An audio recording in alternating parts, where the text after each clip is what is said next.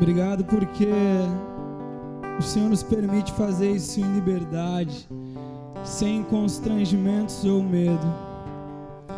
Obrigado porque o Senhor nos escolheu em Ti antes mesmo da fundação do mundo. Antes de qualquer atitude ou decisão nossa, nós já éramos Teus. Nós somos imensamente gratos por fazer parte de um rebanho que é cuidado por um pastor de amor, Deus. Nós pedimos, Deus, encarecidamente para que o Senhor continue ministrando os nossos corações no decorrer dessa noite. E para que o Senhor se revele ainda mais, para que o Senhor se mostre ainda mais para nós, Deus. Em nome de Jesus, usa a Tua palavra como uma espada mais afiada do que 2 gumes e penetra nossos corações. Gere transformação em nós, Deus. Em nome de Jesus. Amém. Você pode se assentar. Se você chegou depois da introdução, seja bem-vindo. Meu nome é Rodrigo, se você ainda não me conhece. E eu quero explicar rapidinho o que é que a gente está fazendo. Há um tempo atrás, nós achamos por necessário falar sobre alguns pecados. Sobre alguns pecados que a religião, a maldita religião, ela colocou num lugar de destaque. Ela te mostrou assim: isso aqui é pecado, isso aqui você não pode fazer. E nós achamos necessário falar sobre um deles há um tempo atrás, e nós falamos. E aí logo depois, eu estava conversando com a Samantha e a gente pensou que agora era necessário nós falarmos de alguns outros pecadinhos. Porque nós, influenciados por essa maldita religião, a gente olha para o assassino e nós condenamos ele. Você olha para o cara que divorcia da mulher dele e você condena ele. Você olha para o estuprador e aí eu não preciso nem te falar nada, né? Você quer que ele seja preso, decapitado e que ele morra. Você olha para a menina que fez sexo antes do casamento e você condena ela. Isso tudo, deixa eu te falar, isso aí é culpa de uma religião nojenta que tem implantado na nossa mente, que existe um patamar de pecados que nós não podemos cometer, mas nós mesmos, os que acusamos aqueles pecados que eu acabei de citar, a gente está mergulhado num outro punhado de pecado, que a gente colocou dentro de uma caixinha de vidro, e a gente fala assim, aqui não, porque a gente já acostumou e a gente já convive com esse tipinho de pecado, e a gente agora tem esses pecados como estimação. E você diz, cara, eu converti, eu sou crente, e eu vou até aqui, eu não vou mais matar, roubar, não vou mais transar fora do casamento, mas quanto a essas coisas, aí eu acho que, não sei lá, não faz mal para ninguém. E a gente virou colecionador de pecadinhos de estimação.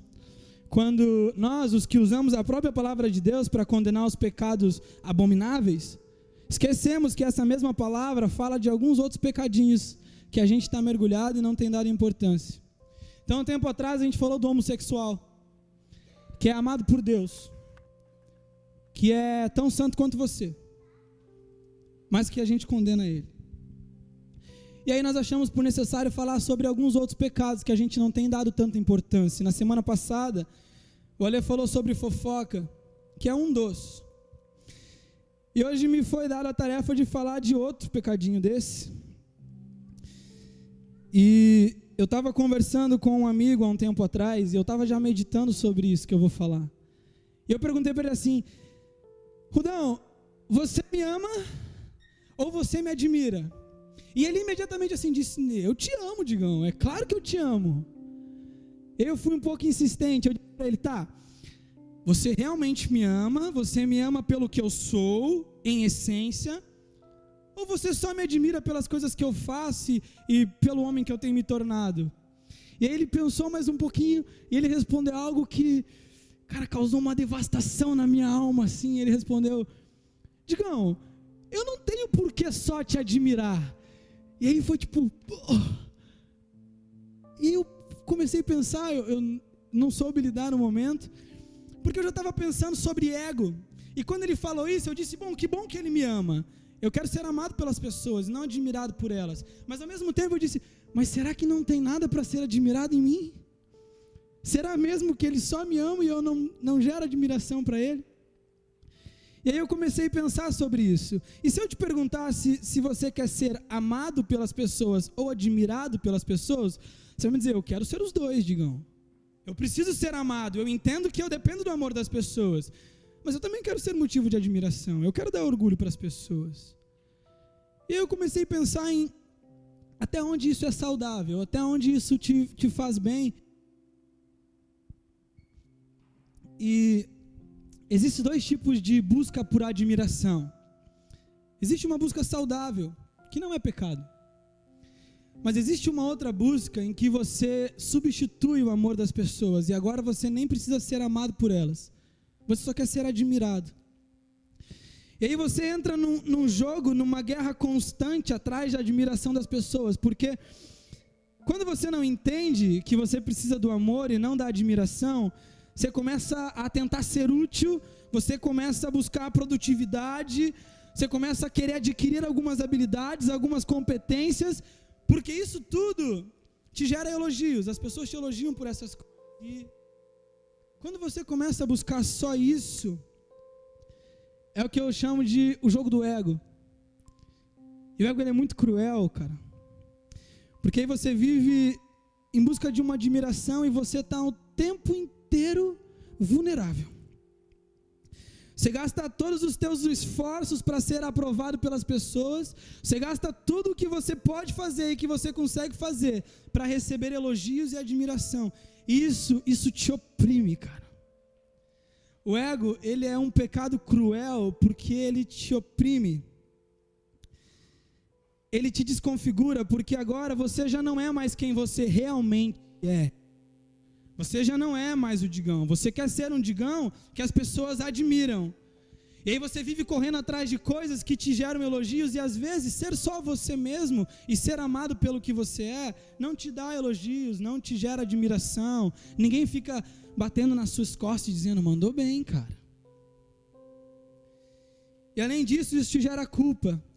Porque quando você está correndo atrás dessas coisas e às vezes as pessoas não reconhecem, e aí você se sente culpado. Você fala, droga, eu não consegui a admiração de ninguém. E aí você começa a se sentir menos do que você realmente é. Você começa a se sentir mal porque ninguém te elogiou por aquele trabalho que você fez. Ninguém se importou com a atitude que você teve ou com a decisão que você tomou. E isso começa a te gerar culpa. E isso vai piorando cada vez mais porque isso também te gera inveja. E agora você começa a jogar sujo, porque as pessoas não te elogiam ou te admiram, mas elas fazem isso com outras pessoas. E aí você começa a jogar sujo com as outras pessoas. Porque não é possível que ele admire o João e não me admire. Por que eu não sei tocar teclado e o João sabe tocar teclado? Todo mundo chega para o João e fala, cara, você é um grande baterista, você é um grande tecladista, inclusive você toca baixo muito bem. Eu não sei fazer nada disso, então eu vou começar a sacanear o João, porque não é justo que as pessoas admirem o João e não me admirem.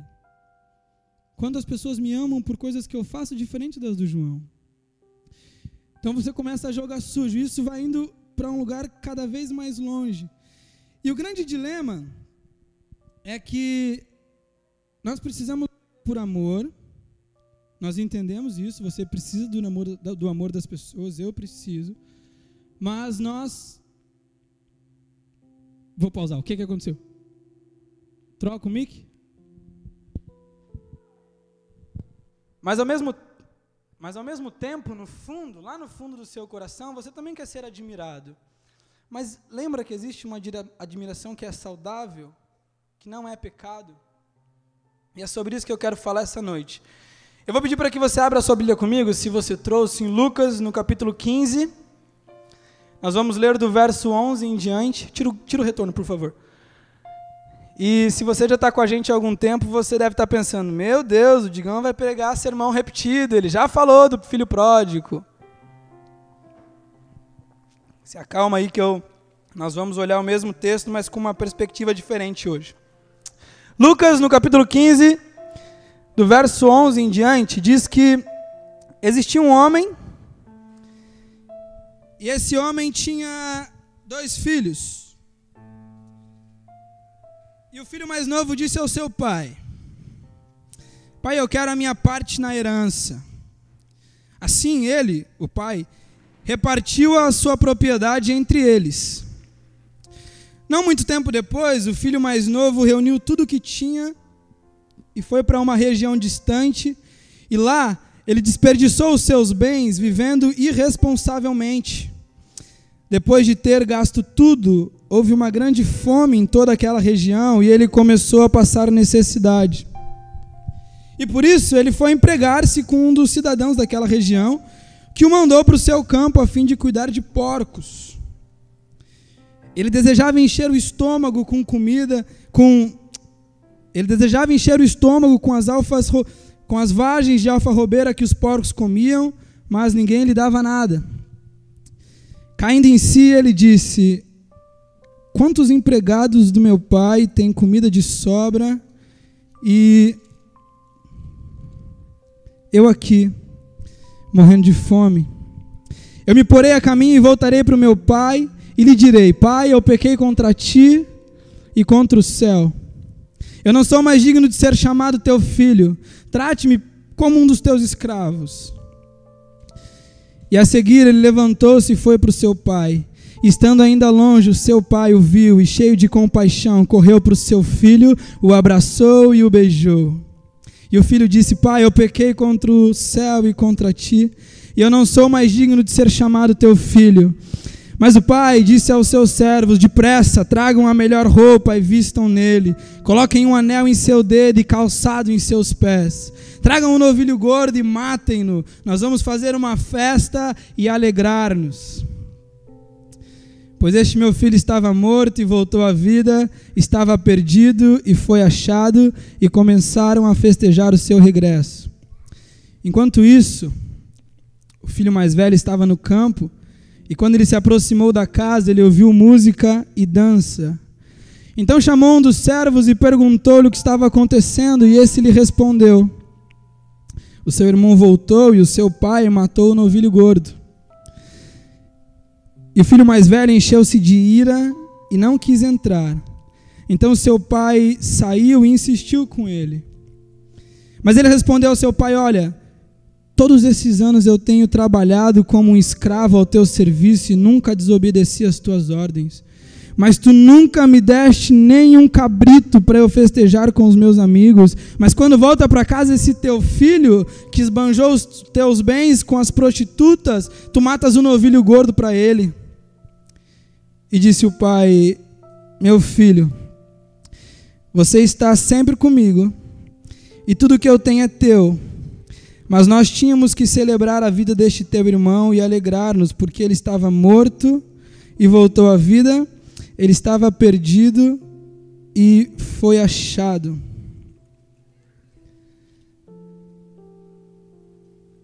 Eu não sei você, mas eu entendo o que o filho mais velho pensa. Porque o filho mais velho, diferente do mais novo, ele vive naquele jogo de ego, no jogo de admiração, no jogo de exigir recompensas pelas coisas que ele faz e de ficar até furioso se alguém que não fez algo bom recebe elogios e admiração que ele não recebeu. E aí ele chega para o pai dele e ele diz: papai, tudo bem, a fazenda é sua e eu vou entender, mas ele deixou de nos ajudar. E o pai responde: eu sei. E ele fala: ele nem se importou com os teus sentimentos, ele pegou as coisas e foi embora. E o pai diz: eu sei. Ele está fedendo porco, se o senhor quer saber. E o pai diz: eu sei. Mas papai, ele deixou de ser útil. Todo esse tempo ele deixou de ser útil. E o papai diz: eu sei. Ele desperdiçou o teu suado dinheiro com prostitutas. E o papai diz: eu sei. E aí ele diz: se o senhor sabe, por que é que você vai lá, beija ele, abraça ele e ainda dá o novilho gordo para ele? Eu penso que papai responde assim: porque eu não jogo o mesmo jogo que você.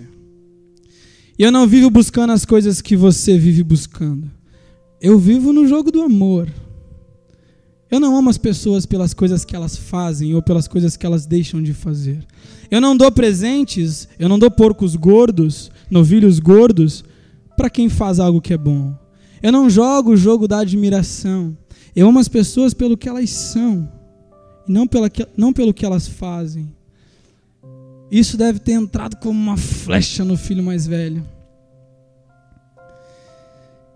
E aí isso me leva para algumas perguntas. Você tem buscado fazer algumas coisas e tem feito já algumas coisas para impressionar as pessoas, ou é porque é o que você realmente gosta de fazer?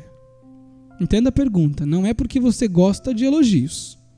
Você faz porque você gosta de fazer.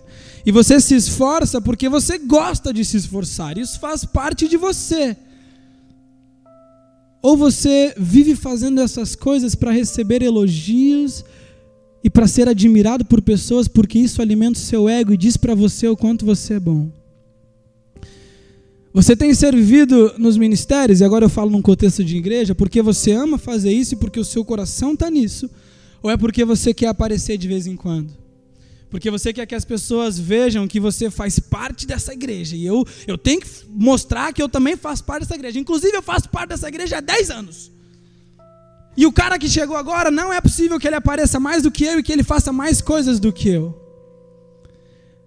Você tem buscado fazer as coisas com excelência porque você realmente ama fazer isso e você entende que as coisas para o Senhor precisam ser feitas com excelência, ou é para alguém bater nas suas costas no final do culto e dizer, cara, você mandou bem? Eu tenho uma amiga que ela me levou para a grande meditação dessa mensagem. E toda vez que eu falo aqui na frente, algumas pessoas me procuram para falar algumas coisas. Algumas me elogiam, outras me criticam, outras me chamam de herege.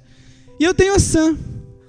E toda vez que eu concluo alguma coisa aqui, a hora que eu desço, a Sam vem pra mim e ela diz, cara, você mandou bem nisso. Mas você foi mal nisso. Um dia você vai ficar bom. E eu preciso da admiração da Sam, porque eu sei que a Sam me ama. Eu sei que ela fala as coisas pra mim porque ela me ama. E eu sei disso, eu sei que a minha busca de admiração da Sam é saudável, porque quando ela fala, você foi ruim, cara. Hoje você não estava tão inspirado. Eu ainda falo, você ainda me ama? Ela fala, amo. Então tá tudo bem. Eu quero que você me ame, não que você só me admire. E aí, eu quero que você pare para pensar um pouco. Se você tem feito algumas coisas e você tem buscado a admiração de algumas pessoas, se essas pessoas te disserem o seguinte, cara, eu te amo muito, mas você é ruim, cara. Eu amo você e você é meu irmão e eu tô contigo em qualquer parada, mas você não leva jeito para as coisas. Eu nem sei como você consegue ser tão ruim. Você ainda está satisfeito com esse amor? Ou você entrou no joguinho de que as pessoas só te amam se elas te admiram ou se elas te dão alguns elogios? E é esse o jogo da admiração perigoso. Quando você começa a substituir o amor das pessoas por palavras de admiração e elogios que alimentam o seu ego. E deixa eu te falar um pouco o que é o ego. A primeira manifestação de ego foi no princípio da criação. Quando Satanás levantou a cabecinha dele e disse, eu quero ser como Deus. E o Salmo diz que ele dizia assim, e você disse em seu coração, eu me assentarei nos tronos mais altos, e eu subirei os mais altos montes, e eu brilharei mais do que as estrelas do norte, e eu estarei acima do Altíssimo. A primeira aparição de ego foi em Satanás, e ele caiu. E nós, eu e você, nós somos influenciados por isso, porque nós somos descendentes de Adão que foi influenciado por Satanás. Então, eu não estou te julgando por ter esse sentimento, eu só quero tentar te ajudar a lidar com isso. Porque quando você tenta buscar lugares que você não precisa só para ser reconhecido, o que mais me preocupa é o tamanho do fardo que isso tem te gerado. Cara, sabia que você não precisa de 5 diplomas para ser amado pelas pessoas? Sabia que você não precisa falar 3 idiomas e muito menos ter uma conta bancária com mais de 8 dígitos? Porque se as pessoas têm te amado por causa dessas coisas, elas não te amam coisa nenhuma. Elas só estão te ajudando a influenciar mais o teu ego e te levar mais ainda para um buraco. Eu queria te encorajar hoje a arrancar esse fardo de você, cara. Para de buscar a admiração das pessoas só porque isso alimenta um vazio dentro de você. Porque você tem e sabe que tem um vazio gigantesco dentro de você e que é mais fácil preencher eles com elogios, com palavras de autoafirmação, do que entendendo que as pessoas te amam. E o duro de ser cristão e falar sobre ego é porque eu poderia te citar 55 textos que a Bíblia denuncia sobre ego. Não tem nada que te dê assim um avalzinho para sofrer com ego. E é engraçado que a única religião que denuncia isso é o cristianismo.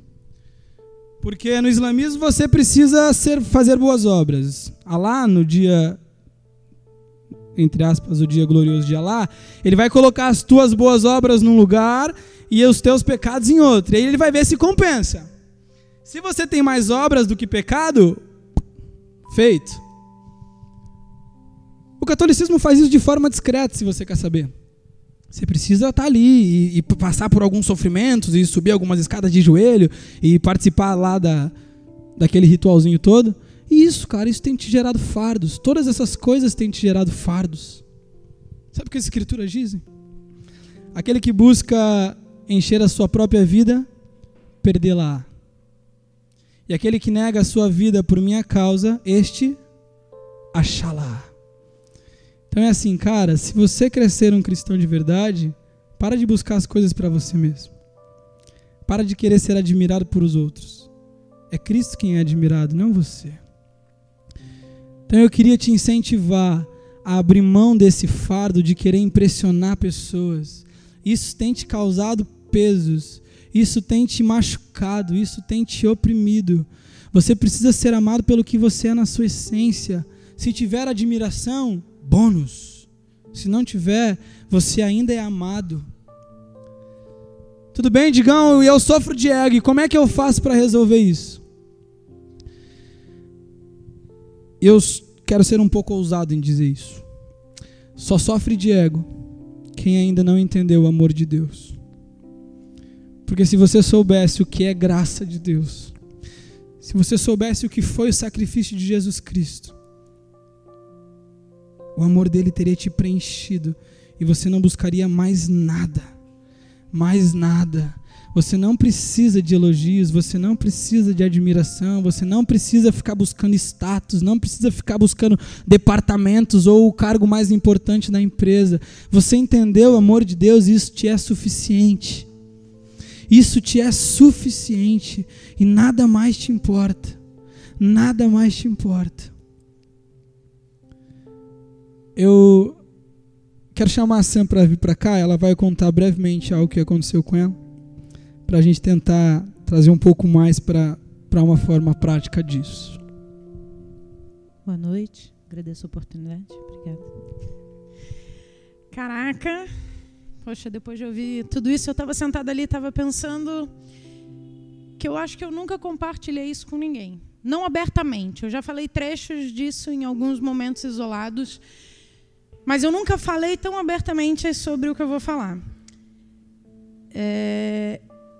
E para mim é muito engraçado, assim, como que Deus usa determinadas coisas na sua vida. Acontecem coisas na nossa vida e elas são tratadas por Deus e às vezes demoram muito tempo para elas serem saradas. Mas quando elas são saradas, Deus fala para você: agora vai e você vai contar a sua história e através de você eu vou curar outras pessoas. E é o que eu espero essa noite com o que eu vou contar para vocês. Só para vocês entenderem o contexto rapidamente, eu sou adotada e antes disso, antes de eu ser adotada, meu pai faleceu, mas antes dele falecer eu era criada por ele, um militar bem rígido. E não que todos sejam assim, mas meu pai, ele tinha muito aquela de, cara, se eu elogiar essa menina, não vai prestar. Então a gente tem que ser rígido. Então era assim: pai, tirei um 9. Você não fez mais do que a sua obrigação. Por que você não tirou 10? Pai, olha, eu fazia atletismo, eu cheguei em segundo lugar. Enquanto você chora por causa do segundo lugar, o primeiro comemora. E sempre foi assim. E eu sei porque ele não fazia por mal. Era a maneira dele de me incentivar, de eu buscar a ser melhor, cada vez melhor. Mas isso gerou outra coisa em mim. Durante muito tempo eu tinha uma baixa autoestima, eu não acreditava em mim, eu achava que nada do que eu fazia era bom o suficiente. E aí, quando eu tinha 18 anos, eu conheci uma ONG chamada Open Doors International. Ela atua no Brasil e atua em 120 países. Conheci através de um acampamento e tal. E comecei a trabalhar com eles. Depois que eu participei do acampamento, comecei a trabalhar com eles como voluntária. E aí, quando eu era voluntária, minha irmã foi chamada para trabalhar no escritório em São Paulo. E eu fiquei responsável pela equipe de voluntários. Mas sempre assim, isso vai dar ruim, cara. Eu não vou conseguir, eu não sou capaz de liderar uma equipe, você está louca? E aí, quando ela estava em São Paulo, abriu uma vaga para eu trabalhar com ela. E aí eu tinha que enviar meu currículo, mas eu não enviei meu currículo, porque, gente, quem que ia ler meu currículo? Meu Deus, o que eu tinha feito na vida? Eu não tinha terminado faculdade, eu não tinha nada, eu não tinha inglês, eu não tinha nada. O que eu ia oferecer? Eu ia escrever meu currículo. Oi, Samantha. E pela misericórdia de Deus me contratem. Era só isso. E aí minha irmã falou para mim, eu lembro até hoje ela no telefone falando, se você não mandar o seu currículo, eu vou mandar. E aí vai ficar muito ridículo a sua irmã ter enviado o teu currículo para você. Você vai parecer uma criança.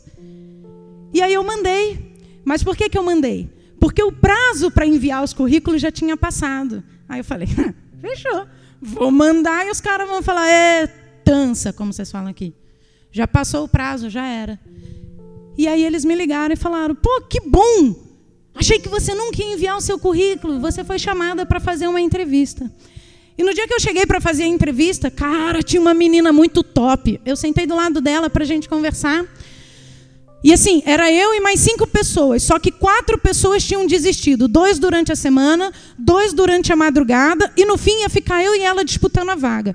Quando eu sentei do lado dela para conversar, ela, e aí, então, o que você faz? Eu falei, não faço nada. Peguei um ônibus do Rio de Janeiro e vim para cá, para São Paulo, só isso que eu fiz. E ela, nossa, sério, eu sou formada em administração, estou terminando minha pós, coordeno uma equipe de jovens na minha igreja, era uma baita igreja, e eu faço isso, já fiz vários acampamentos, quase que eu levantei e falei, gente, dá a vaga para essa garota. Essa garota é boa, acho melhor vocês contratarem ela. E aí, quando a entrevista ia começar, ela levantou e falou, olha, eu só vim aqui hoje para avisar que eu não vou ficar, tá? Eu recebi uma outra proposta de emprego e eu não vou ficar. E eu... olha só, gente, vocês perderam a menina mó boa. E agora, o que vocês vão fazer? E eles falaram, bom, Samantha, você foi contratada. Cara, e olha que sacanagem. Eu já tinha uma baixa autoestima e eu ganhei por WO uma vaga. Tipo, não tinha ninguém concorrendo. Então, minha autoestima foi assim, pô, legal, né? Os caras pensaram, não tem tu, vai tu mesmo, né, Samantha? Cara, e olha o perigo. E Deus começou a cuidar de mim, a tratar. E aí eu fui aprendendo sobre o trabalho. E o meu chefe falou para mim, Samantha, eu vou viajar para o Iraque, eu vou morar lá, eu vou embora. E você vai cuidar de todo o departamento, você e a sua irmã. Mas fica tranquila que isso vai acontecer daqui a 1 ano. Eu falei, pô, de boa, o cara vai me passar tudo. 2 semanas depois ele falou, olha, daqui a 1 mês, na verdade, eu vou embora, eu tive que adiantar a minha viagem. E dali a 15 dias ele viajou. E eu estava com um ministério enorme, conhecido no Brasil inteiro, eu e minha irmã com o ministério para levar. Cara, mas a gente foi aprendendo, a gente foi se desenvolvendo, e a gente foi ficando muito boa, e eu fui ficando muito boa no que eu estava fazendo. De verdade, eu fui ficando muito boa, e eu pregava em várias igrejas, nas maiores igrejas que você pode imaginar, e eu falava um só sermão, porque eu falava sobre igreja perseguida, então eu fui ficando muito boa no meu sermão, porque para mim era fácil, eu tinha um único texto para estudar, e eu fui ficando muito boa, e a gente conheceu o Livres para Adorar, eu já pude falar num show dos Livres para Adorar, e a gente conheceu a banda Resgate, e a gente fez viagens internacionais e nós conhecíamos palestrantes de fora. E eu lembro que um dia eu estava na rua botando umas malas no porta-mala, tinha acabado de xingar um palavrão. Olha só como é que eu estava. E aí chegou alguém e falou, você é a Samantha do Underground? Cara, eu estava tão famosa que as pessoas já me conheciam na rua. E eu em São Paulo, eu falei, sem graça, pensando, meu Deus, que ela não tem ouvido o meu palavrão. E me deu um abraço. Ai, que bom te encontrar, cara, não acredito que eu te conheci pessoalmente. Não sei o quê. Eu estava nesse nível. E eu comecei a achar que eu era muito boa. E eu já tinha me esquecido do que Deus tinha feito por mim, que Ele tinha me dado uma personalidade mais forte, que Deus tinha me ensinado a acreditar em mim. E eu já não estava realmente fazendo as coisas mais tanto por Deus, mas eu estava fazendo por mim, porque eu tinha ficado realmente muito boa em alguma coisa. E a minha tristeza era, pai, você agora não está aqui para me ver e ver o quanto que eu fiquei boa, o quanto que eu falo nos lugares e quando eu termino as pessoas querem vir falar comigo, o quanto que eu estou nos lugares e as pessoas querem tirar foto comigo, o quanto que eu estou nos lugares e as pessoas querem me conhecer mais, querem saber quem eu sou, quem é a Samantha. E eu comecei a gostar muito disso. Mas algo começou a me incomodar muito. E durante algum tempo eu já estava de saco cheio de fazer a mesma coisa. De verdade. E é muito duro você estar dentro de um trabalho que é um ministério e você já está de saco cheio de fazer aquilo. E aquilo se torna automático. E aí Deus tratou do meu ego de um jeito que só um pai trata. Nós íamos realizar o aniversário de 10 anos de ministério.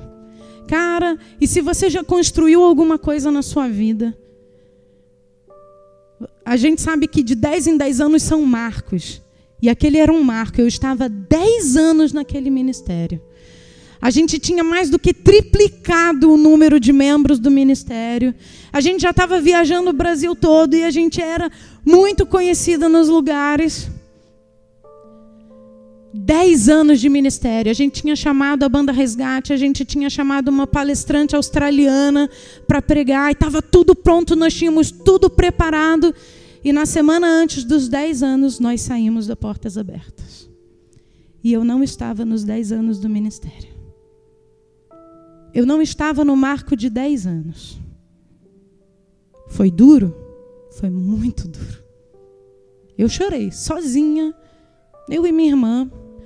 Por milhares de outros motivos, essa não foi a única razão, mas hoje eu sei que essa era uma das razões. Eu tinha perdido a paixão pelo que eu fazia, porque eu já não fazia mais para Deus, eu já fazia para mim. E para mim foi como, vai parecer esdrúxulo, mas eu não vi a terra prometida. Eu não vi os 10 anos acontecerem. Vieram caravanas de Brasília, do Espírito Santo, do Rio de Janeiro, de um monte de lugar. E eu não estava lá nos 10 anos. Eu não quis nem ir na festa dos 10 anos. E por que eu digo que só um pai trata dessa maneira? Porque um pai, ele ama e ele também disciplina. E eu precisava ser disciplinada. Naquele momento eu ainda não entendia o porquê daquilo também ter acontecido. Por que não foi uma semana depois? Por que não foi um tempinho depois? Por que uma semana antes? Porque algo precisava ser tratado dentro do meu coração. A moeda tinha virado. A menina com baixa autoestima agora tinha um ego enorme. Mas não participou daquilo tudo que ela tinha planejado. A maior festa. Eu não participei. Mas Deus tratou, cara. E hoje eu posso falar para você, o resultado do ego é esse. É esse. É você construir alguma coisa com as suas próprias mãos e achar que aquilo é seu, e tão seu, que ninguém mais toca. E Deus vai e tira. Eu mexo. Eu sou o seu pai. Eu te boto de castigo. Eu te disciplino. Porque eu te amo. E pelo infinito amor de Deus, Ele tratou do meu ego. Ah, Samantha, então você é livre hoje do ego? É uma luta constante. Porque tem o diabo aqui soprando na minha orelha. Assim como fez na orelha de Eva e falou para ela, ué, você não quer conhecer do bem e do mal? Você não quer ter o conhecimento que Deus tem? Então come do fruto proibido. É esse mesmo que sopra na minha orelha. Meu recado para vocês hoje é cuidado. Ele é traiçoeiro, ele surge sorrateiramente, às vezes surge mascarado de: não, menina, você é boa, não precisa ter a baixa autoestima, você é boa, acredita em você. E isso até certo ponto é saudável. Mas depois de certo ponto, eu sou boa, uau, eu sou muito boa, uau, eu sou demais, uau, eu sou incrível. Eu sou incrível. Gente, eu estava num ponto que daqui a pouco eu ia dizer o quê? Eu nem preciso mais de Deus. Eu me basto. Esse é o perigo do ego. Eu já não buscava mais o amor das pessoas. Eu só queria a admiração. Obrigado, Sam. Eu lembrei de John Piper, um grande pregador reformado de hoje, que ele conta que toda vez que ele termina um sermão, as pessoas também procuram ele para falar alguma coisa. E teve uma vez em que ele desceu e imediatamente uma senhora veio até ele e falou: cara, você mandou muito bem. Você realmente é bom no que você faz, inclusive você devia pregar por muitas vezes.